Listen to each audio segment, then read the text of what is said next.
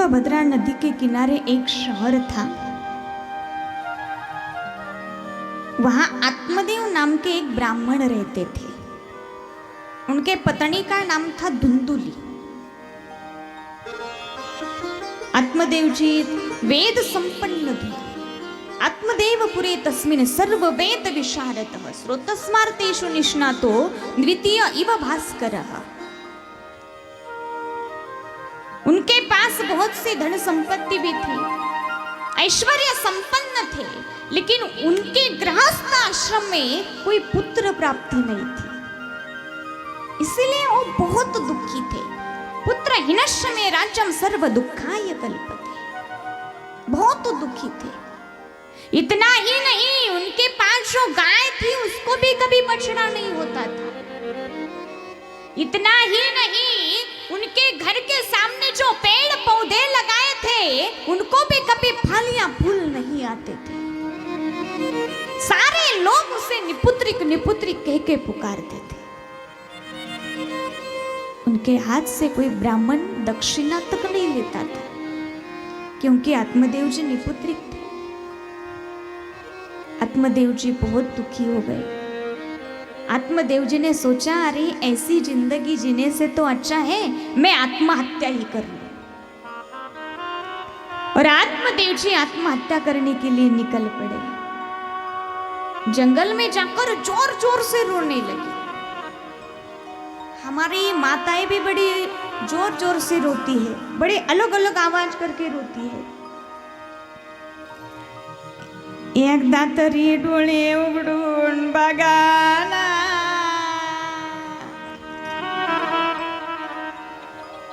एकदा तरी माझ्या संग बोलाना,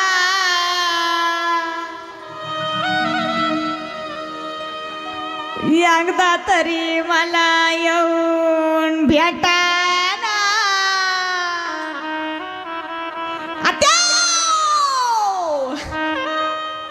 आणि आत्याबाई चालू सरणातून उठली, सुनबाई आले आले। सुनबाई चकाडूम।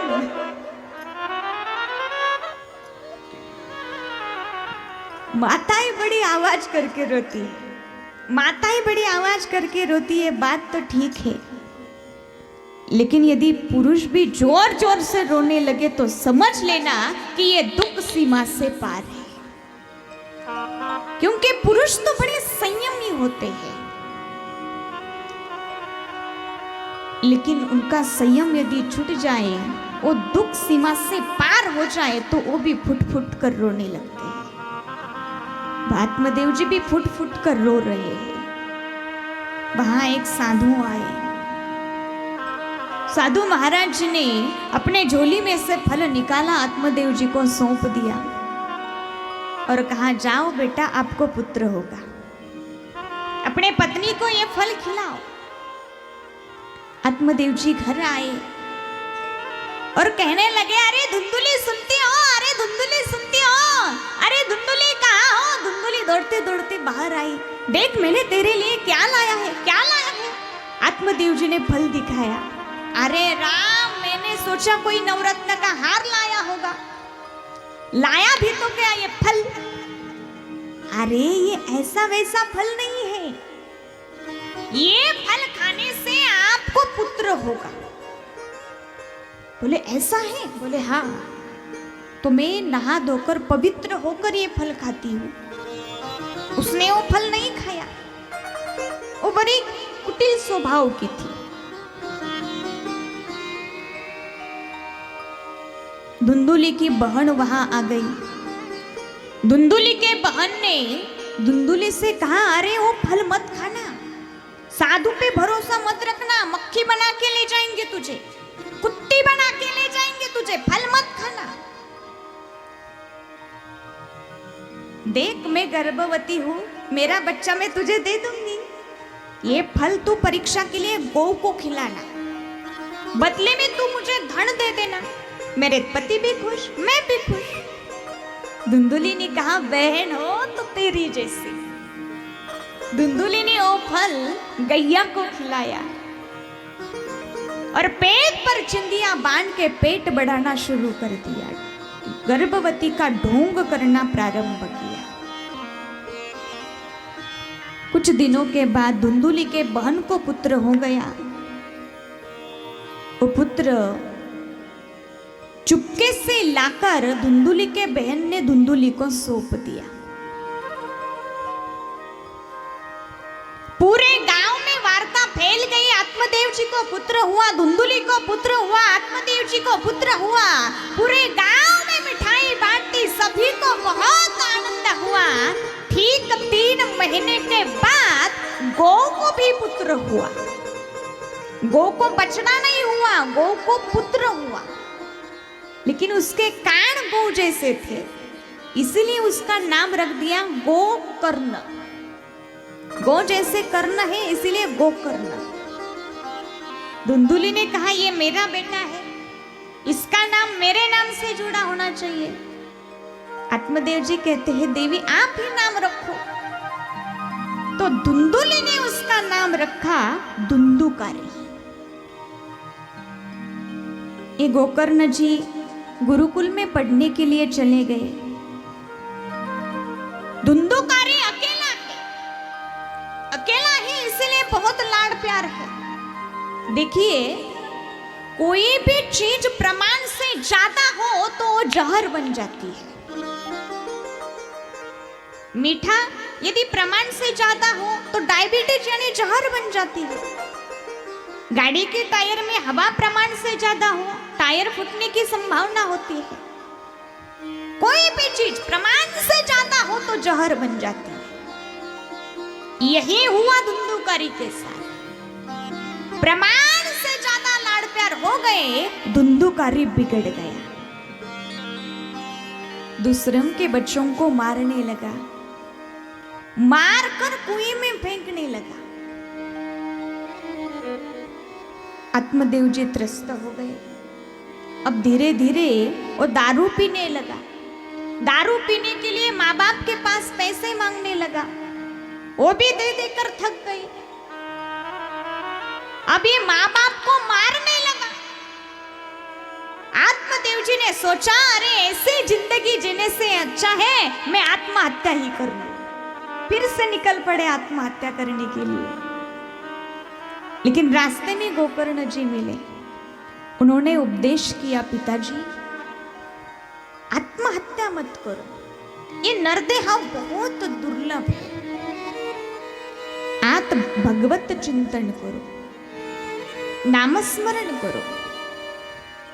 पिताजी जो कल था उसे एक बार भूलकर तो देखो, जो कल था उसे भूल कर तो देखो, जो आज है उसे जी कर के तो देखो। अरे आने वाला पल तो यूं ही गुजर जाएगा, एक बार मेरे ठाकुर जी का नाम लेकर के तो देखो।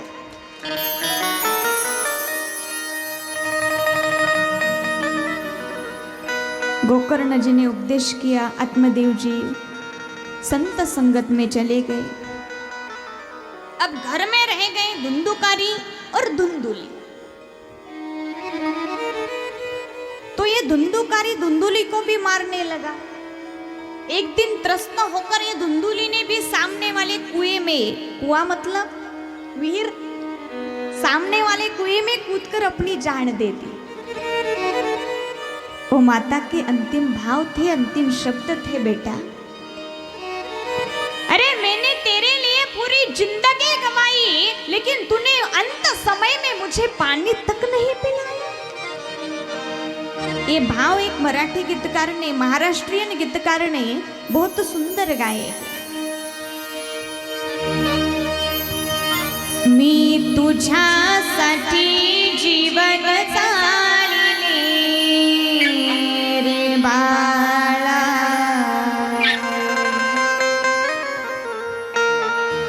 तूने नाही पाणी पाजिले,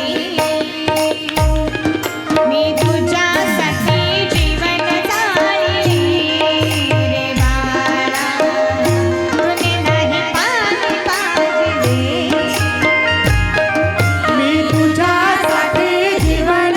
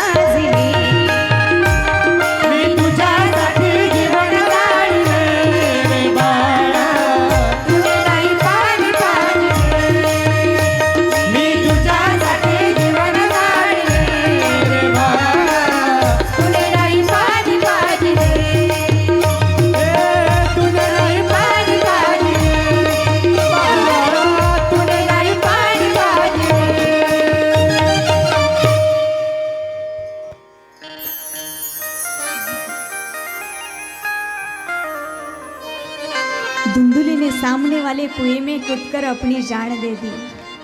अब घर में रह गया अकेला धुंधुकारी।